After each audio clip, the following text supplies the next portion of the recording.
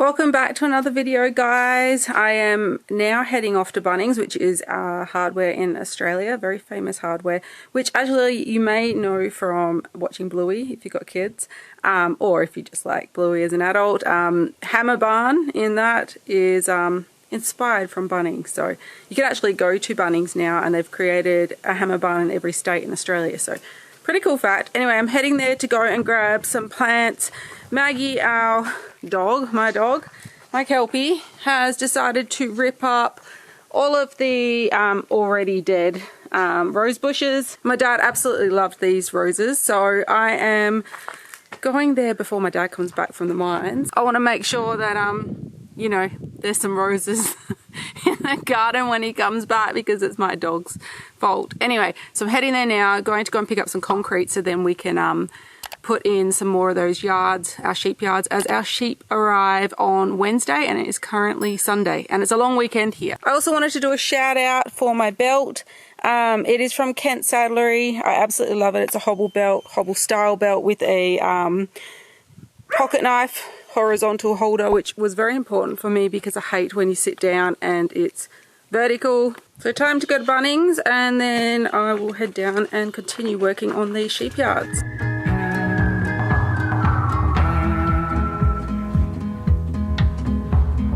Neon roses singing in my mind, sun shining off the ocean in my eyes. Could I please grab 2 ice cream cones? Yes, thanks. Sunday morning at the Calamo, neon roses dancing barefoot in the sand, loving everything that we got now while we can. Alright, I purchased the quick set concrete and a few Australian natives and some roses. I got the Australian natives because pretty much where we live is like the outback sort of climate, so nothing really survives, whereas the Australian natives obviously are for our climate. So I'll share those a little later, but I did grab myself an aloe vera plant. I used to love that when I was a kid. When I had skin issues, I would place a bit of that on my skin, and although it looked very yellow and greasy and weird looking when it sets, it's an amazing plant. So you'll notice at the back of my truck I've got a billion rocks. That's because every time the kids find a rock they say we must keep it, and I always say it's not coming in the car. So now I'm driving around with rocks all on the back of my ute. Alright, they're all nestled in. The kids, Tilly bought her own plants, didn't you, honey? And Riley bought himself those little chicks. Yep, they're called Blue Splash. And we got the roses in the front here and a few other plants down the bottom.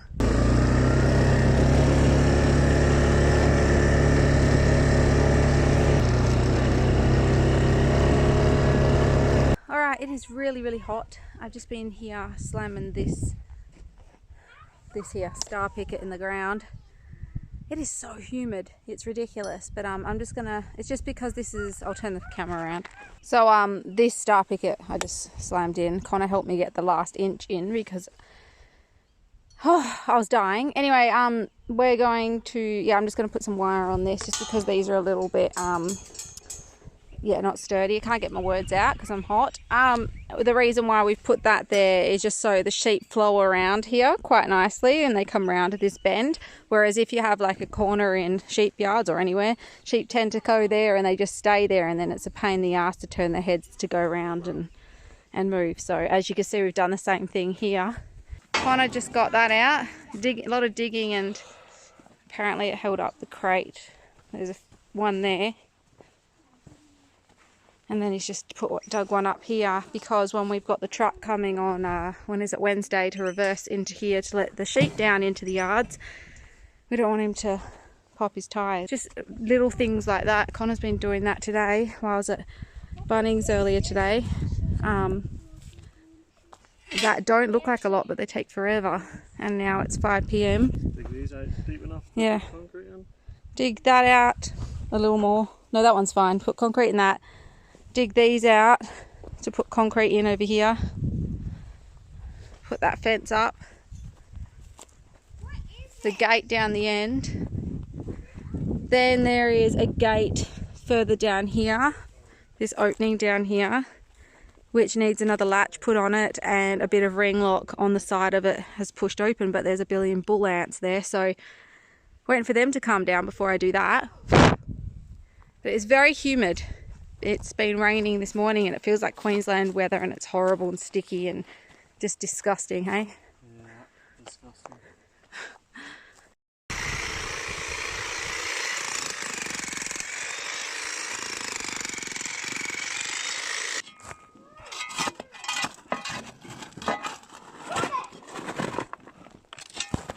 Alright, moved into position, dying. Yeah, that's it, moved it to position. So now we got to concrete it in. I picked that up at Bunnings this morning.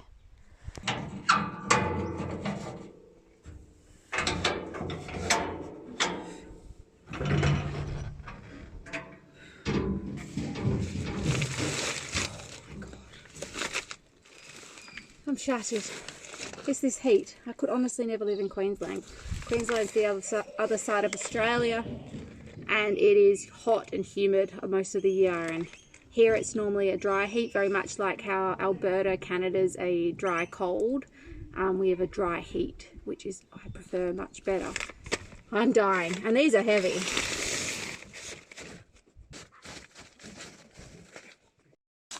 Oh, that was my workout, carrying those. Connor's filled them all in, using the water from the trough over here. And I think we're going to call it a day soon. And then tomorrow we'll come back and put this fence up. Nice rainbow to end the day.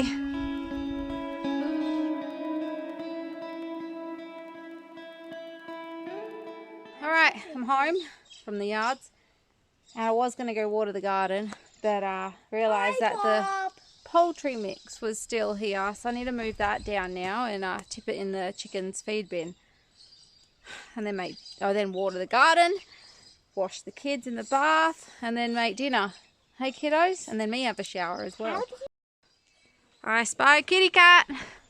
She's climbed up on top of the veggie garden here. This is our corn. It's really not going well.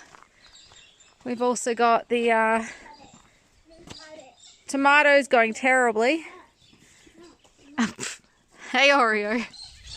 And this is the only thing growing in this part of the veggie garden because of the heat we've had. Ain't nobody got time to unravel one of these. We just cut a hole in it. You get the lid, darling. Good girl. I'll pick that up, put it in. Alright, it's all poured in. Let's feed the chooks real quick for the night. Oh yeah. Go pour it inside that green feed bucket that they broke. Riley's walking around with no shirt on, so I'm going to have to put censorship over the top of that, censor it all, because we don't want him on here half naked. Watch out, girls. Let's see the eggs.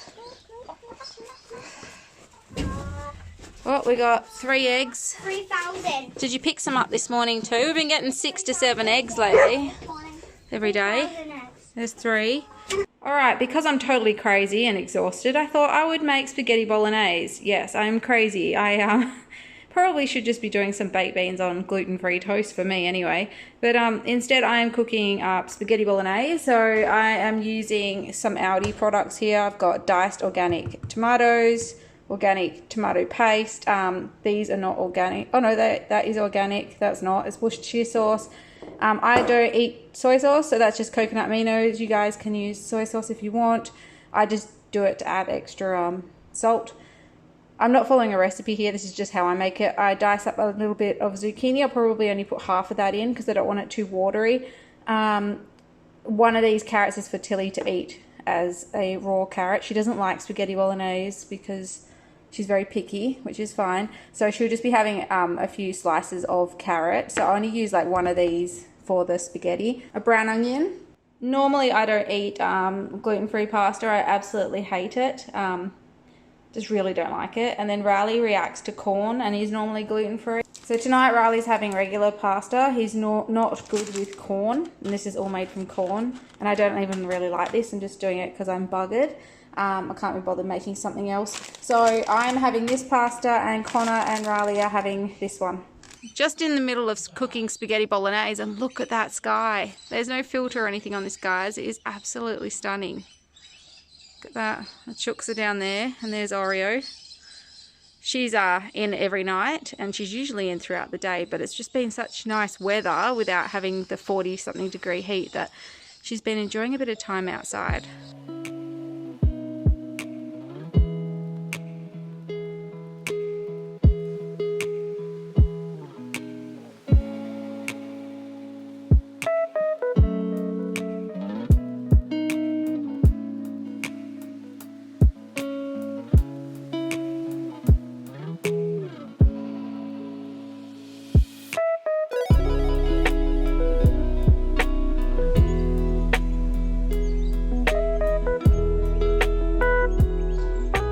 Been a tough couple of days, guys. It is really hot, and I am proud to say that we've finally finished the sheep yards.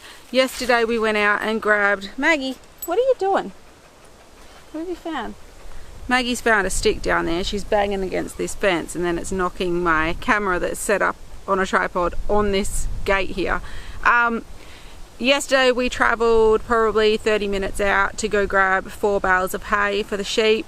Very hard to find, and yeah, we managed to get it at least. That's a whole nother story, but thankfully Connor knew of a farmer and he had some spare lying around, and we managed to pick up some for quite a good price. So we could only fit 4 on the back of the utes and the trailer for now, but we'll probably pick some more up very soon. But yes, the sheep yards are complete. It's a huge milestone. It's very exciting, and I'll show you guys a bit of a walkthrough and how we plan on running the sheep through the yards. Footage may be a little bumpy. As you can see, the sheep will come through this way from the paddock into the yards. Then they'll be pushed through and around the side of this old milking shed. The sheep will run through the yards through this way, and of course we'll shut them into different sections if we need to, just to push them through. And then we will run them through the race and through the V-draft. So a V-draft pushes the sheep through into different sections. So if we want to section the mamas, the ewes and the lambs into one section, or we want to draft off different weights when we eventually get weigh scales, we can put them into these 3 different sections until we're ready to move them into another paddock, or work with them, whatever we need to do. So that's what our drafting system's for. And then if you go straight through, that'll take them into the holding area or a quarantine area. When the sheep come off the truck, run down the ramp, they will come into this holding area, which is sort of like our quarantine area. The first night they're just going to settle in and eat some hay. The next day we'll yard them up and ear tag and drench them. We also need to read their ear tags with a magic wand, an electronic ear tag reader, which we and then we need to upload that information onto the NLIS website. So I'll explain that in the next video in more detail, but then the sheep will stay in the quarantine area, shit out all of the poo from the other property, from them eating things that may have weeds that we don't want on our property or whatever it may be, and then we'll push them out into this big paddock down the back here, which is somewhat the closest paddock to our cottage, so we can keep an eye on them for the first couple of weeks. Oh, and before I go, I'm going to read, oh, it's getting windy now. Before I head off, I'm going to answer a question from my last video, and it was, "Hi, I love this video. I have a question. When you sell your ewes, what if they are male? Love sheep and follow a Canadian YouTuber, but don't really understand the terms. Cheers." So thanks for the question. I love questions. So I'll go through the terms. So a ewe is a female sheep, a ram is a male sheep, and then a wether is a male sheep that's been castrated. So we will only have, when we get our sheep tomorrow, 80 ewes and 2 rams. Our potty lambs that we have, that we banded, which meant we castrated and took their tails off, are wethers. So they are males with no balls. Maggie, what are you doing? Keep an eye on her. She's up to mischief lately. She's been tearing things apart and all the plants and stuff inside my house, and she's a little terror at the moment. She's going through her 10-month stage. Most wethers end up going to the sale yards or the meatworks. Some go to the sale yards young and then they get fattened up and then they sell them onto the abattoirs, not the sale yards, but the farmer that buys them at the sale yards will sell them to the abattoirs or the meatworks. For our first year, we'll be selling off all our lambs, whether they're ewes or wethers. All of them will be made into wethers. We don't want them to be rams because we don't want them mating with their mums, and we've bought really good quality rams for that. So all the boys will be castrated and made into wethers, but when they're born they are rams. I hope this makes sense. And then the second year we will use the rams that we've just purchased and getting tomorrow to mate over the ewes that we're purchasing, and that will give us our second cross Aussie white / white Dorpers, cross white Dorpers, and that will give us our second cross, meaning instead of them being 50-50, it'll be 75% Aussie white and this is roughly 25% white Dorpers. So that year we will keep those ewe lambs and sell the wethers to the abattoir when they're about 5-6 months old, depending on their weight. And then Maggie, what are you doing? And then we will continue that way until we probably get third cross, fourth cross Aussie whites. We're trying to get pretty pure Aussie whites for the meat, and we've got a whole plan for that. But I hope that answers your question, and if you've got any more questions, ask them below, I should say, and I'll see you guys in the next video. See ya.